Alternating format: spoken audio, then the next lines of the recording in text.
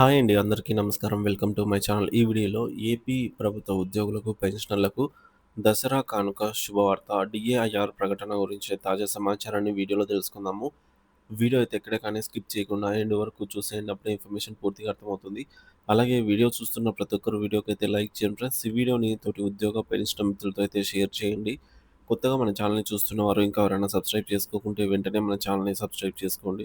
So, దీని ద్వారా నేను చేసే లేటెస్ట్ వీడియోస్ అన్నీ మీ వరకు రీచ్ అవుతాయి. ఇక ఆలస్యం చేయకుండా వివరాల్లోకైతే వెళ్ళిపోదాము.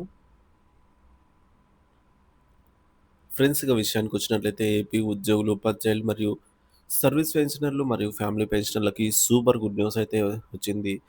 దసరా కానుకైతే వచ్చేసింది. ఎప్పటినుంచో ఎదురు చూస్తున్న పెండింగ్ బిల్లుల చెల్లింపులకు సంబంధించి శుభవార్తలైతే రానున్నాయి. పెన్షనర్లకు పీఆర్సీ ఏరియర్స్ జీవో నంబర్ 106 ప్రకారంగా జనవరి 1, 2023 నుంచి పెన్షన్‌తో కలిపి 4 సమాన వాయిదాల్లో చెల్లింపులు జరగాలి. కానీ ఇంకా పెండింగ్‌లో ఉన్నాయి. These orders shall come into force that is 1 January 2022. పెన్షనర్లకు పెండింగ్ బిల్లులు జీవోలు ఇచ్చినప్పటికీ అమలు కాకపోయేసరికి పెన్షనర్స్ తీవ్ర నిరాశలో అయితే ఉన్నారు. పెన్షనర్లకు మరియు ఉద్యోగులకు డీఏ అరియర్స్ 734 కోట్లు సుమారుగా అయితే పెండింగ్‌లో ఉంది. డీఏ అరియర్స్ గానీ, డీఆర్ అరియర్స్ గానీ రాష్ట్ర వ్యాప్తంగా ఎక్కడ కూడా జమ కాలేదు అనేది తాజా సమాచారము. పెండింగ్ బిల్లులు చెల్లింపులు ఇంకా ఉన్నటువంటి బిల్లుల లిస్టు చూసుకున్నట్లయితే ఏపీ ఎంప్లాయీస్ ఎస్ఎల్స్, డీఏ, పెన్షనర్ల డీఆర్, 11వ పీఆర్సీ బకాయిలు, మెడికల్ బిల్లులు, జీపీఎఫ్, ఏపీజీఎల్ఐ, జీఐఎస్, టీఏ బిల్లులు, ఇతర పెండింగ్ బిల్లులు, అలాగే ఈ దసరాకు రానున్నటువంటి ఆహ్, జమ కానున్నటువంటి పెండింగ్ బిల్లుల విషయానికి వచ్చినట్లయితే ZPPF loans, APGLI loans, ఎస్ఎల్స్, TA బిల్లులు పోలీస్ డిపార్ట్మెంట్ వారికి. సో, పెన్షనర్ మెడికల్ రియంబర్స్‌మెంట్ బిల్లుల రిటైర్డ్ అయినా కూడా రావాల్సినటువంటి పెండింగ్ బిల్లులు పేమెంట్ అయితే జరగనున్నాయి. రిటైర్మెంట్ బెనిఫిట్స్ ఇవి.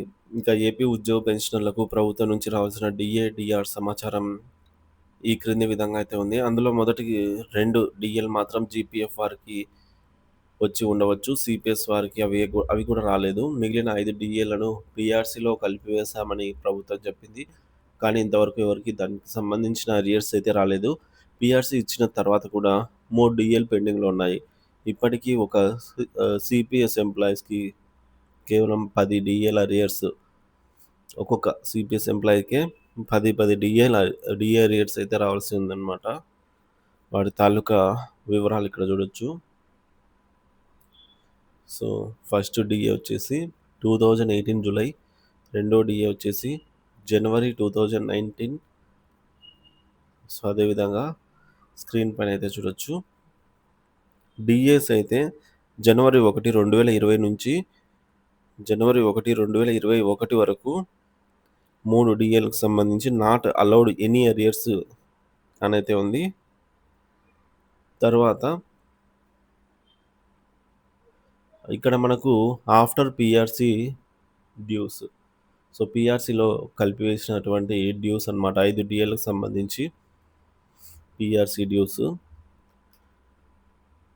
అదేవిధంగా ఇది జూలై 2023 డీఏ. ప్రెజెంట్ మనం తీసుకుంటున్నటువంటి డీఏ 33.67% అన్నమాట.